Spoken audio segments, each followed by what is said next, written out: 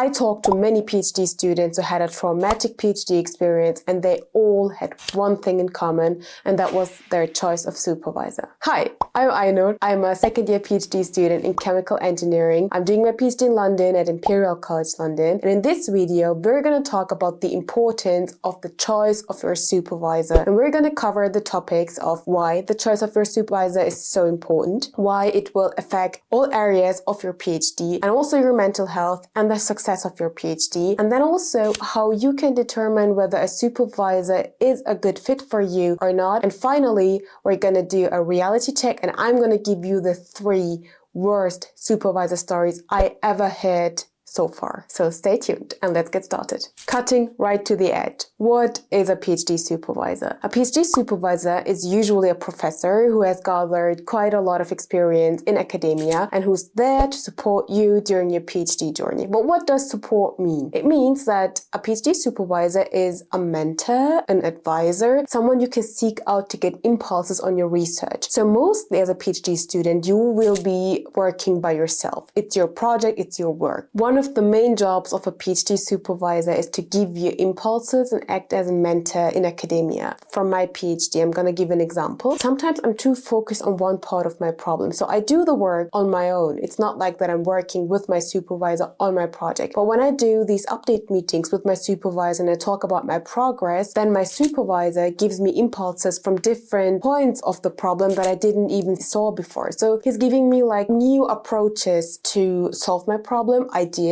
and we just have these scientific discussions together. But it's not only that, it's also like last year I took part in my first conference. I never did a conference before, and my supervisor was there to support me. So he went through my slides, he gave feedback, he did like a mock presentation with me where he asked me like all the questions that could come potentially from the conference audience. And these are the things that you can expect from a mentor, from a healthy supervisor PhD relationships, that you can get feedback, support and advice, but still all in the frame of that you as an individual PhD student work by yourself on your PhD project. Now, the second important thing a PhD supervisor does is managing the funding, like your PhD funding. Whatever funding you came with, funding package you came with, it's your supervisor's job to kind of manage it. So for example, I'm industry funded, but my scholarship is being managed by my supervisor. And this does not mean my monthly stipend that I'm receiving, but let's say if I wanted to go for a conference, then all the plane flights,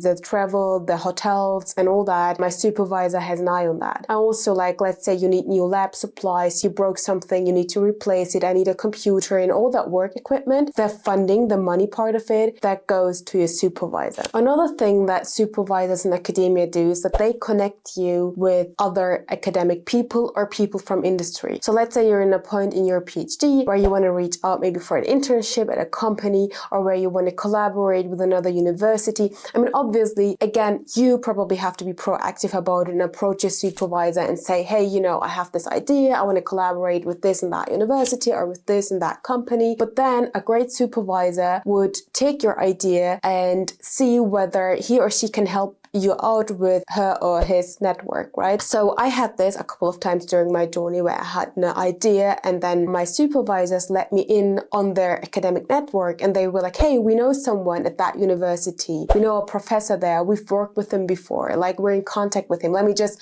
write an email asking in your favor or whether we can work something out. And this is super helpful. It's very healthy also, and it's also very supportive. The final point I want to make is in terms of career advice. So as your PhD progresses, you either decide whether you want to continue in industry or in academia. Either way, you're gonna have to do a career choice at some point. And in that case, since your supervisors also are mentors of yours, they can help you out in a lot of things. So let's say you want to stay in academia, then you probably have to organize your funding as a postdoc, right? So good supportive PhD supervisors, they will help you out with your funding applications. So they will say, hey, look, here are some resources, here are some funding opportunities, you can apply for that, and if you do that, send me over the draft, I'll look at it, I'll give you feedback and all that. And this is so valuable, because just imagine a PhD student who does not have this feedback from an experienced academic versus a PhD student who has one, maybe two, multiple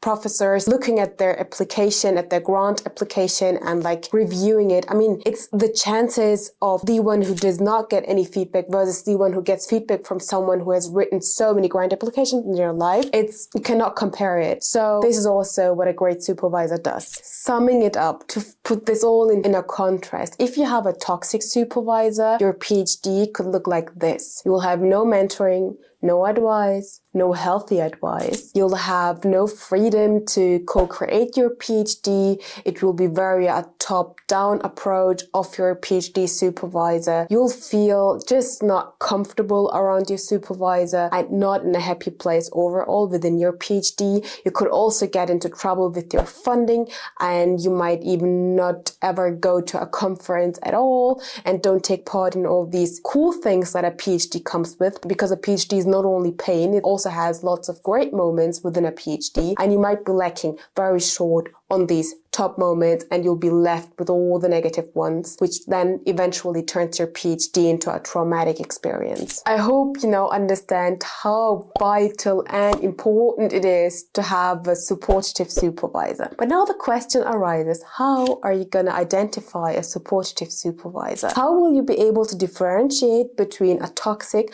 and a good supervisor just by one single or maybe two interviews that you had with that person before? It seems like an impossible task, but there are ways to identify good supervisors, and I'm going to give them to you now. So first of all, don't ever trust the interviews. Believe me, honestly, it's unbelievable how fast supervisors can change from interview to then your real PhD. Like the things I heard from PhD students, and I'm not talking about one single PhD student in a group, I'm talking about the entire group, It's not just one person who blames that supervisor and their PhD. It's like, if an entire group just suffers, it's the supervisor, right? And during the interview, this supervisor was like super honey. Like he was like so kind. He was such a lovely person. And then he changed. So what I want to say is interview is not a good starting point. I doubt that you can get much out of the interview. You can obviously try to ask some provoking questions. You can be like, how do you deal with like annual leave? What are your working hours? Does your group have working hours? When do your PhD students work? What are your meeting hours? Maybe you can try to provoke some answers and try to like touch base on like work right and ethics and kind of that stuff. One thing that I highly emphasize you to do is to ask your potential supervisor either during the interview or later on with an email to give you the contact details of two PhD students and set up meetings with them. Because PhD students are going to be honest about whether they have a toxic supervisor or not, or at least more honest than the supervisor would be. And just set up a meeting with them and talk with them. And that's what I did. I had a meeting with a PhD student and I asked like all the toxic questions. I was like, does your supervisor yell at you? Does your supervisor harass you? Does your supervisor call you at 10 p.m. on a Saturday evening? And you might be laughing at this and you'll be like, who does this? Yes, supervisors like this exist. They exist. It's not like just some kind of illusion, and you don't want to be in their hands, right? Just avoid this. So I just asked like all the toxic questions. I was like, does he do that? Does he do that? And and I got green light, and then I proceeded. On top of that, to be extra sure, you could also go to usually each research group has a website. Just go to the website and look at the people who are part of the research group and maybe reach out to someone whom you can identify with, right? For me, it would be interesting to reach out to a girl who's a hijabi in that group, just to see whether she feels harassed or maybe she feels good in that group as a minority or not. And this is also something you can do if you feel like that talk, the PhD students that you got recommended from the supervisor wasn't enough, just to go that extra step. But I didn't do that, but you can do that just to be extra sure. For me personally, that's the most effective way to figure out whether a supervisor is toxic or not. Otherwise, all the CV reading, the paper that they've published, also like the interview, it's not saying anything about that person, and it's not going to tell you anything about whether this professor is toxic or not. So talk with their students. They're going to tell you. Now, after you've hit all the negative aspects of what a supervisor can be and how you can find a good supervisor, I just want to give you one final piece of advice, if you allow me to, and that is to never forget that humans are never flawless. flawless. So this means you are not flawless in the first place. I'm not flawless, and your PhD supervisor cannot be flawless either, because we're all humans. So a perfect supervisor does not exist. And there's going to be days you're going to work with your supervisor for 3 to 6 years, right? There's going to be days where you're in a bad mood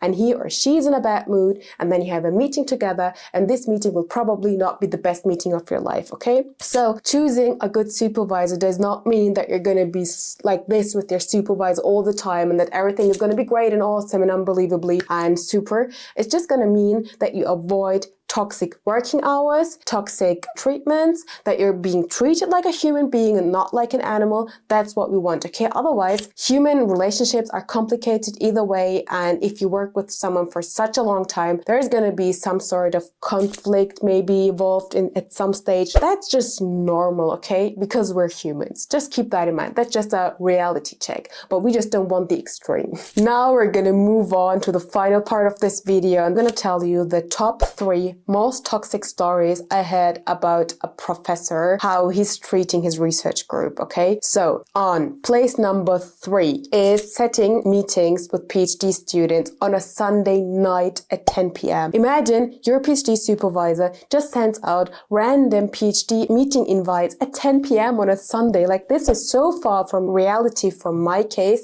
It feels insane to just think about that. But I just want you to know PhD supervisors like that exist. Work environments like that exist. And if you end up in a work environment like this, it will affect your mental health and it will affect your PhD experience, and you might feel very, very unhappy during your PhD. On place number 2 is a PhD supervisor who's regularly yelling and harassing his students. I also witnessed this, and I just couldn't believe my eyes and ears when I heard this. And that was not just to one PhD student. It was like the entire group took turns taking like the yellings and the harassment of the professor. And he literally made his students cry, like literal tears. Like, he damaged the mental health of his group entirely. When I experienced that, I got like super cautious during my PhD interviews. And there was one professor I interviewed who gave me that vibe, and I was just like, you know, I'm not even gonna risk it. Like, not even, like, forget about it. You're not gonna have me in your group, because I saw that, and you have to be super careful not to end up with such a toxic relationship. And then the final thing, place number 1, and I don't think that there is much that can top this. Like, when I heard about this, I'm still in disbelief of this. It's like, I cannot imagine it. So this was an American professor, and he basically had international students in his group. And this professor threatened with their visa. I'm just gonna let it sink, okay? Imagine you're an international PhD student in a new country, and then your professor, who should be there to advise and mentor you and support you through your research journey, threatens you with their visa sponsorship. That's like max level toxicity that you can have during your PhD. How can you even be a good researcher in that environment? How can you like blossom and develop? And I'm shocked. And knowing all this, please watch out for your supervisor choice. Personally, I think it's the most important decision you're going to make during your PhD. Like, forget about your topic, the university, or whatever research you're going to do about. If you end up with a supervisor like I described before, it's just going to be hell on earth. So be very careful and take your time deciding. Very important. Now, with all these negative thoughts, I just want to bring in a little bit of smile to your face. Let's just forget about this. You're going to have like a great supervisor choice. I believe in you. Just be careful. And yeah, with that, I'm going to end this video. I hope that you found this helpful. If you did like this video, don't forget to subscribe to this YouTube channel, and also to follow me on Instagram, which you can just do by scanning this QR code here. Other than that, comment me if you had any toxic supervisor experiences before, and leave down your tips that you have for fellow PhD students to deal with the toxic supervisors. Have a great day, and bye-bye!